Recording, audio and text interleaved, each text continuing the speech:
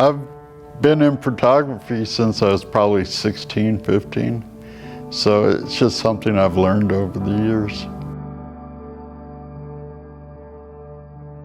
My wife loves coming with me and also taking pictures.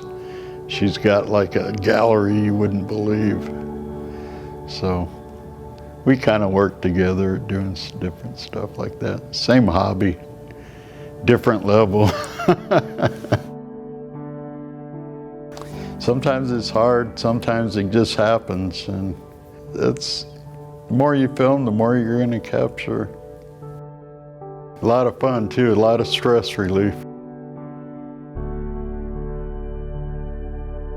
Whenever I started about, I'd say 2.5 years ago, I started with a Hubsan Xeno Pro. And I think I crashed that probably 6 times and replaced it. So that was my learning how to fly school. Very costly, but you know, it paid off.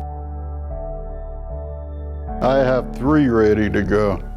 So if I get to see something I want to shoot, if I shoot that and then I go down the street and see something else, I'll use a different drone. You know, so I'm always switching them out.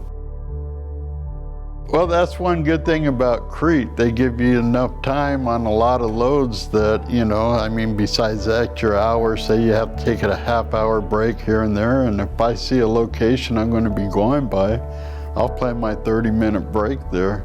It's relaxing to fly. You know, there's nothing like it, you know. I mean, imagine getting in a helicopter and just cruising over the landscape, you know, checking out new scenery and stuff. This is in Nevada, between Hawthorne and Bishop. And I go driving by and I see this horse standing out there. And I said, holy smokes, I'd like to get that. But there's no shoulder or anything. And I got about a mile up the road and there's a big wide area. So now the search is on. I take off and head down to where he was, and he's nowhere around. I started turning around, started scanning the landscape, and I saw a little dark spot over there. I said, wow, and I flew up, and that's where he was.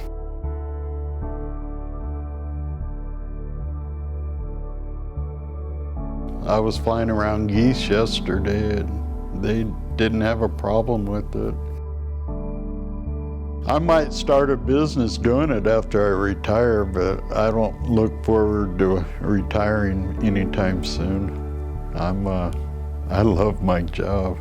I always tell people, man, Crete would have to get a mighty big crowbar to get me out of this seat.